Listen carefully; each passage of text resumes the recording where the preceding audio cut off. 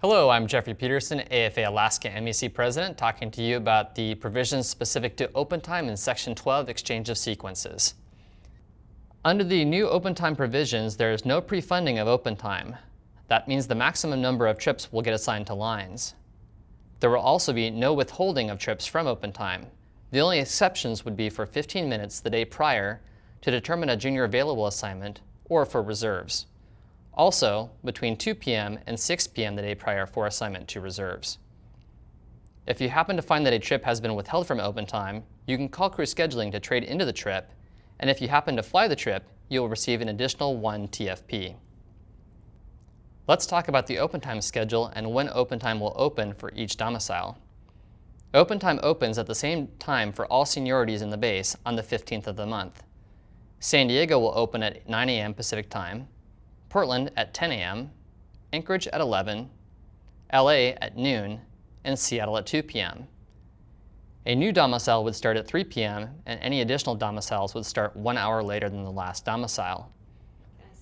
Let's talk about the threshold sequence number. This is what will determine an open or limited day in open time. This is related to the limiting, but not closing of open time because open time never truly closes in this system.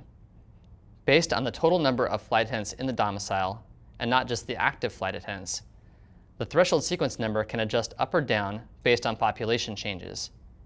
Seattle is currently allocated 9 or 10 sequence departures per day depending on the month. Domiciles under 650 flight attendants are allocated 3 sequence departures per day.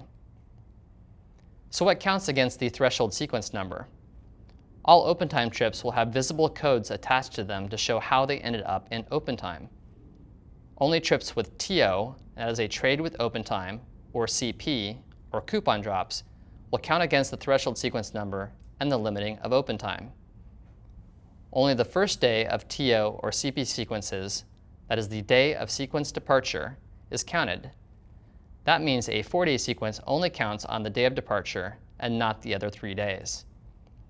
All other codes such as TX, which again is trades with open time, SL or sick leave, union business, company business, etc., do not count against the threshold sequence number.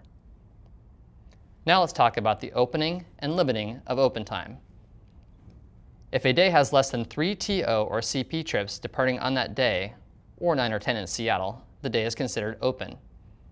If a day reaches 3 or more TO or CP trips departing on that day, or 9 or 10 in Seattle, the day is limited. If a day has 3 TO or CP trips departing on that day, again, or 9 or 10 in Seattle, and somebody picks up a TO or CP trip on that day, the day goes from limited to open. The day will remain open until other TO or CP trips departing on that day enter open time. Let's talk about trip code conversions.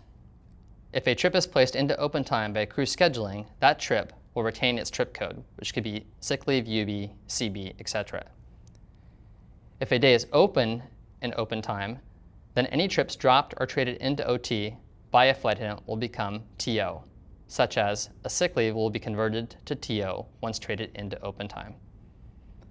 If a day in open time is limited, then any trip traded into open time by a flight attendant will become TX. Starting at 10 a.m. Pacific time the day prior to departure, no additional TO codes will be created, and that means the number of TO trips on that day are frozen. Now let's talk about the trading of TO or CP trips. TO or CP trips can be thought of as golden ticket trips. TO or CP trips can be traded down based only on the day of departure. Doesn't matter the legs, days, or TFP, even if the day is limited in open time. A minimum of 3 of these golden ticket sequence departures will be allowed on each day of the month, or again, 9 or 10 in Seattle. Let's talk about the trading of TX and all other trips.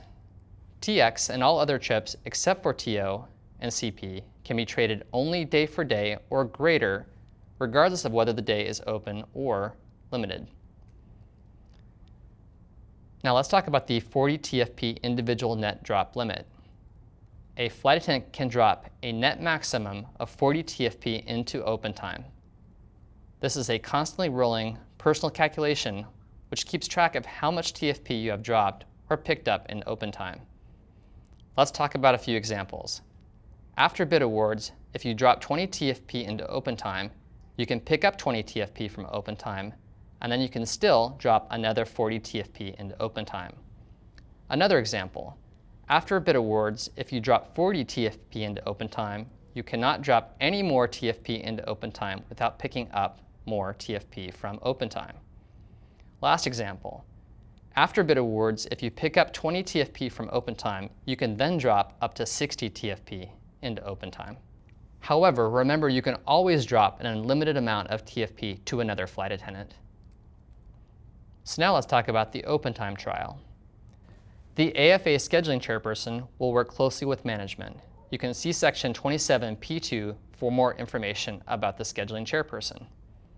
The open time trial is run 1 year from implementation of the new open time system. You can see the implementation letter of agreement for more information. Both parties agree to potentially adjust up or down the threshold sequence number based on sustainability of the operation during this trial. The thresholds may be adjusted independently at each domicile. Either party can cancel the trial, and the trial may be extended by mutual agreement. 12 months after implementation of the open time trial, unless extended by mutual agreement, it becomes permanent. So what happens if the open time trial is canceled? The open time system will revert back to book. Back to book means what we have currently as modified by the 2011 open time arbitration, such as 12 days will be open in open time for the first 24 hours, checkerboarding is okay, withholding of trips in open time consistent with the arbitration award, and all days could be closed after 24 hours. All language for the back to book provisions is found in Section 12, Exchange of Sequences Back to Book, which follows the addendum to Section 12 in TA2. So there's a Section 12 before the addendum for during the trial, and there's a Section 12 back to book after the addendum if the trial is canceled.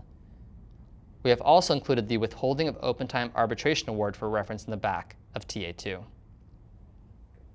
So that covers the Section 12 open time information. We hope that you found it useful. If you have any additional questions, you can email the negotiating committee at negotiations@afaalaska.org, or you can find us online at afaalaska.org and visit us on our negotiations blog.